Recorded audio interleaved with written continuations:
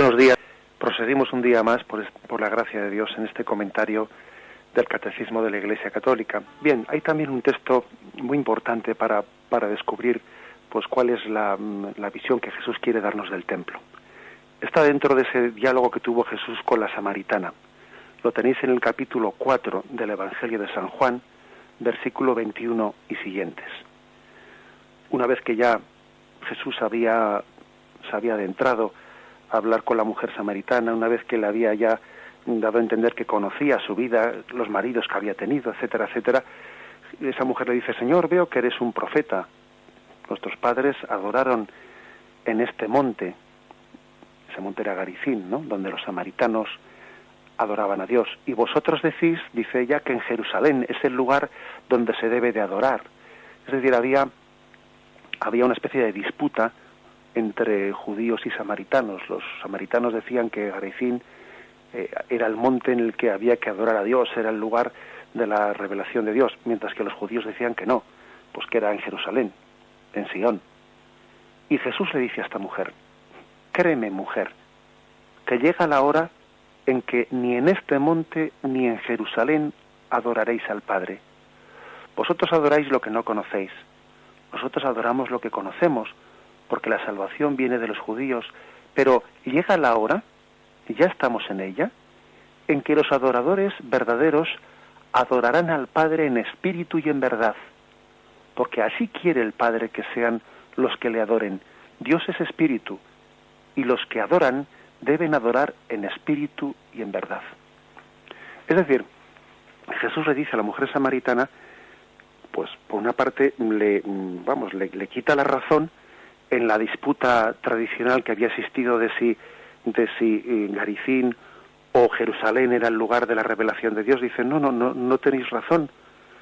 El plan de Yahvé fue el de revelarse a través del pueblo de Israel en Sion, en Jerusalén. O sea, le quita la razón, pero dice: pero sin embargo llega el momento en que ni aquí ni allí, es decir, ni en Garizim ni en Jerusalén, se adorará al verdadero Dios. A Dios se le va a adorar en espíritu y en verdad, es decir, no en un monte o en otro monte, porque al final el plan de Dios era el que fuese adorado en espíritu y en verdad.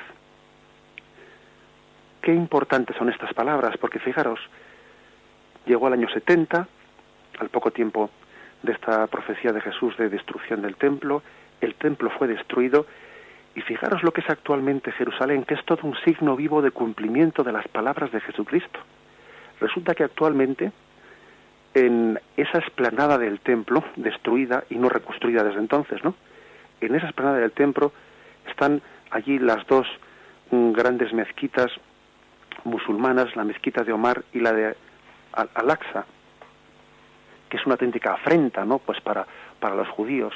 Y allí debajo de esas dos mezquitas está el muro de las lamentaciones, donde los judíos allí con ese movimiento de su cuerpo pues están lamentándose porque el templo ha sido destruido y no puede ser reconstruido. Es prácticamente pues imposible que ese templo sea reconstruido. Sería una guerra mundial entre el mundo islámico y el mundo judío, el destruir las mezquitas, que sería necesario destruirlas, la mezquita de Omar y Al-Aqsa, para poder reconstruir el templo de Jerusalén. Y fijaros bien que yo creo que vemos en las palabras de Jesús toda una profecía que se está cumpliendo, lo que ocurre en estos días, en estos momentos en Tierra Santa. Vemos a dos comunidades, la comunidad judía y la comunidad islámica, luchando de una manera terrible, fratricida, por una piedra, por un lugar en el que los judíos dicen que es la piedra en la que Abraham fue a sacrificar a su hijo Isaac, y los musulmanes dicen que en esa misma piedra es la piedra desde la que Mahoma pues ascendió a los cielos, y por lo tanto los dos luchan encarnizadamente por la posesión de esa piedra. Y Jesús nos dice: llegará un momento en que los verdaderos adoradores adorarán a Dios en espíritu y en verdad. Jesús nos está diciendo: no luchéis por una piedra, no luchéis por un lugar, porque Dios es espíritu, y Dios está allí donde el corazón del hombre es sencillo, es humilde, se abre de par en par a Dios en humildad y en conversión verdadera. ¿Hasta qué punto, no, Jesús nos profetizó algo que estamos viéndolo cumplirse de día en día, de momento en momento. Y creo que la comunidad cristiana en Tierra Santa, aunque tan minoritaria, no está llamada a dar un testimonio magnífico en medio de esa lucha entre musulmanes y judíos, está llamado a dar un testimonio de la verdadera religiosidad que se ata no a un lugar, no a una piedra, no a un templo, sino a la presencia de Dios en espíritu y en verdad. Y es cierto que también nosotros a lo largo de la historia, ¿no?, pues hemos pecado, pues quizás de habernos metido en guerras, pues también para reconquistar lugares y que nos habían sido arrebatados, etcétera, como pudieron ser las cruzadas, etcétera. Pero creo que en este momento, en la medida en que nuestra conversión ha ido creciendo y en la medida en que estamos llamados a ser más fieles al espíritu original de Jesucristo en el Evangelio, creo que en este momento estamos llamados a dar un testimonio en Tierra Santa de lo que es la verdadera religiosidad, de quien adora a Dios no en las piedras, sino en espíritu y en verdad. Y bien, pues hay que decir que después de esta gran predicación de Jesús en torno al templo, y a Jesús ascendido a los cielos, bueno, pues los cristianos no rompieron radicales de una manera fulminante con el templo de Jerusalén, sino que después de Pentecostés, los apóstoles subían al templo, frecuentaban el templo de Jerusalén para predicar, sobre todo en la medida en que todavía el pueblo judío, los jefes del pueblo judío, no habían rechazado de una manera definitiva el Evangelio y todavía estaban escuchando a los apóstoles esa predicación con una posibilidad todavía de conversión. Los apóstoles, después de Pentecostés, después de la ascensión, pues están predicando en el templo, así lo sabemos por Hechos de los Apóstoles 2:46 y 3:1-11, pues ellos subían allí como lugar de predicación.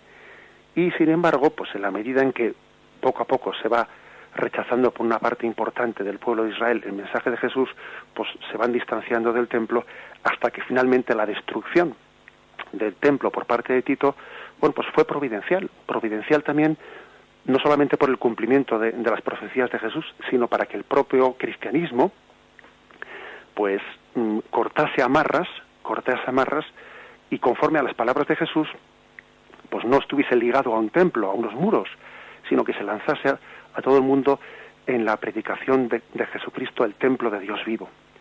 Es curioso ver cómo el Señor se sirve de los avatares de la historia para lanzarnos espiritualmente, cómo se sirvió de la destrucción del templo para que también la predicación se lanzase por todo el mundo, ¿no?, sin estar ligada a unas paredes, cómo se sirvió de las persecuciones al cristianismo para así también, en las huidas que tenían que tener los cristianos, difundir el Evangelio por lugares lejanos según iban huyendo de las persecuciones. Todo es providencial. Al final uno hace una lectura de la historia y dice, todo es providencial, y el Señor nos va conduciendo, ¿no?, por los hilos de la historia. Y en este momento, pues tenemos que dar gracias a Dios al mismo tiempo que estar en continua conversión, porque es cierto que nosotros también tenemos los mismos peligros que los profetas y que Jesús señaló con respecto al templo. Tenemos que estar en continuo proceso de conversión para que el templo de Dios sea expresión de la presencia de Dios en nuestros corazones. Vosotros sois templo de Dios y el Espíritu Santo habita en vosotros. Y para que cuando veamos a un hermano, veamos en él el templo de Dios y que Dios habita en él y que lo tratemos con el respeto y con la veneración propia de quien está ante un tabernáculo, porque en él habita Dios. Esta es la manera de entender pues toda la espiritualidad del templo. Con ese mismo respeto con el que entramos en un templo y hacemos la genuflexión ante el sagrario, ante el tabernáculo, por la conciencia que tenemos de la presencia de Dios, de Cristo, en el templo, que es casa de Dios. Ese respeto también debe de notarse en nosotros cuando estamos ante un hermano y sabemos que es templo del Espíritu Santo, que habita en él, y le tratamos con veneración, en el pobre, en el que sufre, presencia de Dios entre nosotros, templo de Dios también entre nosotros. Alabado sea Jesucristo.